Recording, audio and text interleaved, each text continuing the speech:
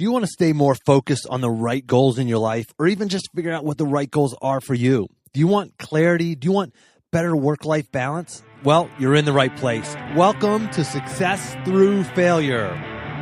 Welcome to the Success Through Failure podcast, the show that reveals failure as your path to success.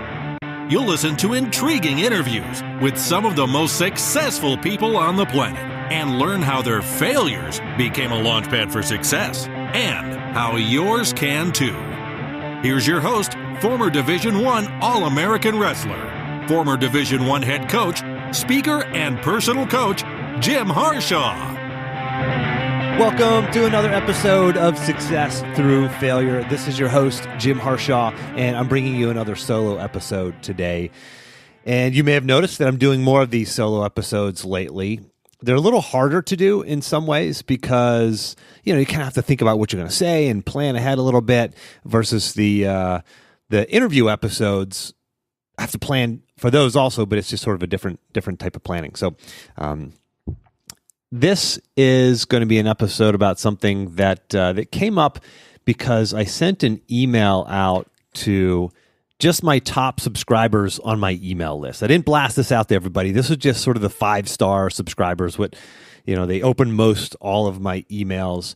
And I really wanted to get feedback from this group. So this may be you. If you're listening, this may be you. You may be somebody who's on my email list, and maybe you've gotten this email, or maybe you didn't. If you haven't, certainly you can subscribe. I don't send out a whole lot of emails unless I'm opening the doors to reveal your path, and I try to get that communication out. And I send a lot more emails during that sort of short period of launch time. But really, I'm not clogging your inbox. But you can grab the action plan for this episode, what I'm going to talk about today, as well as all the action plans from all my episodes, as well as a goal setting template and all kinds of great resources. Go to jimharshawjr.com/action, just jimharshawjr.com/action.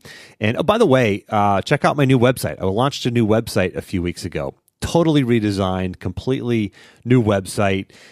Pretty excited about it. I think it communicates myself and my brand much, much better. So I know there's some folks who have been interested in referring me to others and forwarding my podcast along. So this will certainly look better and make you look better. So hopefully you'll be willing to share that. But anyway, so I emailed my sort of, people who are most engaged on my email list, and I asked them for feedback. How can I serve you best? What else can I do to serve you? I got some great feedback, by the way, from that. So thank you if you did respond. And for those who did respond, I actually gave them access to this pretty cool exclusive small group coaching call for my inner circle, my paid clients. But so some of those folks are getting access to that as well, which is going to be really cool. Actually, by the time this gets published, that will already have taken place just a few days ago. So, and one of the pieces of feedback that I got was, when you listen to these podcasts, there's a million podcasts out there now, right? And I listen to a bunch of other podcasts, but sometimes all the experts start to sound alike. And he said, I love it when you bring on just like average guy kind of episodes. And I think I've only done it really once. I had Jared Kamar, who was a few episodes ago. So I'll have Alika put that in the action plan, the link to that episode with Jared Kamar. But those experts that you start interviewing, sometimes they start all sounding the same. And there's 2 points that I want to make on that. Number one is I try to do a good job of vetting the people I bring onto the show to make sure they have a unique message so they don't sound the same. But inherently, you're going to have some of that, right? Even on the biggest, sort of best, podcast out there, there's just sort of some repetition you get. And so, number one, I wanted to bring myself to you more, because I know when I listen to podcasts, I just want to listen. I want to hear the host. Like I tend to listen to podcast episodes more that have just the host as opposed to doing an interview. At least I found myself doing that more lately. I go through these phases, and I think this is one that I think is going to stick, because sometimes I just want to hear from the person that I'm subscribing to their podcast. That's who I want to hear from, not some other expert. And I'm also going to bring on some more sort of quote unquote average guys. I'll bring on some folks who are clients of mine. They're just getting great results in their life, and they can share with you the tactics that they're implementing in their lives and some of the stuff that they learned through our coaching that that will be really tactical and useful for you. But here's the other point on that. All the experts start to sound the same, and there's probably a reason why. And the reason why is there's not a whole lot of unique solutions out there, right? It's back to it's the basics, it's the fundamentals. And I want to share with you a story. So when I was wrestling, I had for anybody that's any wrestlers out there, you'll know the name John Smith. Okay, so John Smith, everybody knows somebody named John Smith. I actually know I had two teammates in college named John Smith, but the John Smith I'm talking about is the Olympic gold medalist. I think it was 2-time Olympic gold medalist, 4-time world champion. I should know that, but he's a legendary wrestling coach at Oklahoma State. And when I would watch, I had a film, just a sort of instructional tape, VHS tape back in the day of John Smith demonstrating his low single. He would demonstrate the single, the setups, and the finishes. And it was just a fantastic instructional video. And John Smith is well known for his low single. Everybody in the world knew he had it. That was his shot, and nobody could stop it. It was just amazing. And every time I would watch that video, I would be really good at a low single for about 2 weeks, 3 weeks, right? And then it would just kind of fade out of my mind. And then, a few months later, I'd dig out the John Smith low single tape, pop it in, I'd watch it, and then boom, I'd be really good at it for like another 2-3 weeks, right? So, and so we're always kind of out there looking for like the next shiny object, the next great thing. But it's like, you probably already know the solutions for whatever challenges you're having in your life. Whether it's trying to have a healthier, stronger relationship with your spouse, trying to get healthier, trying to get more fit, trying to find things that will help you grow and develop as a person, or making more money, doing better at work, or getting that promotion, or starting that business. We're always out there looking for the next tool or tactic, right? And the next shiny object, and it's easy to get distracted, but everything you need is right in front of you. Everything you need is right in front of you. I was reading a networking book recently, and that was part of the message is the network that you have right now. Everybody talks about networking, how you need to do, networking, right? And that's great. I think there's a lot of value to networking, but slow down and look at the network that you have right now. And look at the people you know and the people that they know. Are you actually leveraging what you have right now? Or are you actually doing the best with what you already have in place in your life, right?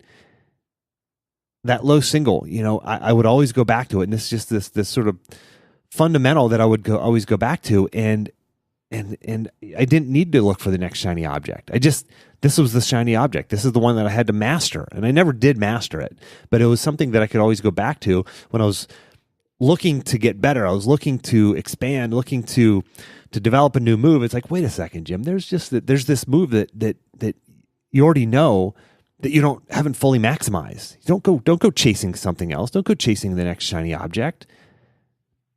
I was listening to, there's a great book for any parents out there. This is a must read. I read this book and I've listened to it. I'm listening to it again, actually right now. It's called How to Talk So Kids Will Listen, and Listen So Kids Will Talk. It is an incredible book. They should give every parent this book when they walk out of the hospital, or maybe 5 years after they walk out of the hospital, because it's more about talking with your kids and interacting with your kids, whether they're 5 or 10 or 15. I would imagine it even works for when your kids are older than that. It's just really about how to deal with people. I mean, it's about kids, but it's about dealing with people. But I listened to part of this book a couple of days ago, and for maybe 15, 20 minutes of the book on when I was driving. And that evening, I implemented 2 things that I learned from the book that were refreshers, right? They weren't some new shiny object. They were just things that I already knew that I just had to be reminded of. Just like the John Smith low single video. I already knew this stuff, but I had to be reminded of it. I had to be refreshed of it. I didn't have to go looking for some new shiny object or some new technique. It's just like, you already know this, right? Go back to the fundamentals, go back to the basics, and implement what you know. And I used 2 things that evening. One of them helped my one son go to bed. He's just been having, just sort of having a hard time falling asleep. And it just, I don't want to get into too much personal details, but boy, did it just smooth things out that evening. And another one on my daughter, and just to help me sort of interact with her, so in a way that she didn't get upset. And it was just magical, right? It was like this magic, but it's like, wait a second, these aren't some new shiny objects. This is stuff that I already knew. It's about maximizing what's already out there, finding out what works, what has worked. As a matter of fact, that's one of the questions that I ask a lot of my coaching clients is, what has worked? What has worked? You don't need to go find some new shiny object. Look in your past. So think about your life right now. For you, the listener, I'm talking to you. What has worked in your life? Let me ask you this. Think about the biggest challenge you have in your life right now. Think about that. I'll give you 5 seconds. I'm going to pause for 5 seconds. Think about the biggest challenge that you have in your life right now.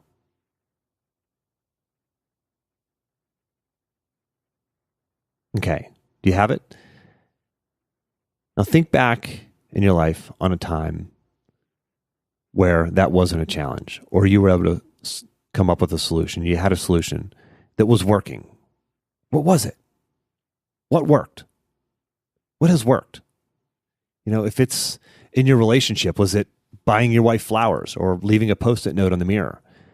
If it's for your health and fitness, is it maybe I was working out consistently? So can you do 100 push-ups a day? In your business, is it picking up the phone? Is it cold calling? Is it going to networking events? Is it reaching out to people who are already in your network? Is it just connecting with people? And that's actually what one of my clients has said to me a while back, is it's just the magic happens when I connect with people. And that's usually a great solution that we all know, but we're out there looking for some software or automated solution or some shiny new object, or listening to some podcast or reading some blog or reading a book that's like this new way of going about making sales or something. It's like, no, there's no new way. There's new spins on it. There's people who, can use the contrarian point of view, and they talk about, they say my way is this new way and nobody else has this way. And it's like, no, it's the fundamentals. It's the basics. What you need to figure out is how to implement that back into your life. And you have to stop, productive pause. And for those new listeners out there, a productive pause is defined as a short period of focused reflection around specific questions that leads to clarity of action and peace of mind. Clarity of action and peace of mind. That's what a productive pause does. So what is the question you have to ask yourself? What has worked? What has worked? Was it, if you're thinking about just, I feel like I'm going 100 miles an hour all day long and I get 100 things done, but at the end of the day, I feel like I got nothing done. All right? That's actually Jared Kamar said that to me once. And it's like, bingo.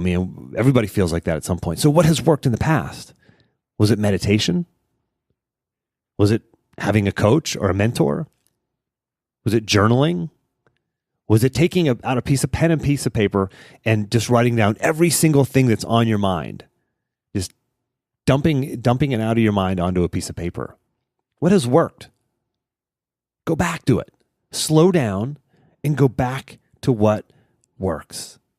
It's always going to be the fundamentals, period. It's always, always, always going to be the fundamentals. When I was the head wrestling coach at Slippery Rock University, I would always get, again, this is back in the VHS days. Internet was around, but they didn't have this out yet on, I guess they maybe had a DVD of this, but the NWCA, the National Wrestling Coaches Association, always put out a highlight film of the national championships. I don't know if they still do, but I would always buy it. It's like a 30-minute video of just like 10-second clips from matches at the national championships of just great moves, awesome stuff, great action, top level competitors, top athletes at the top of their game executing.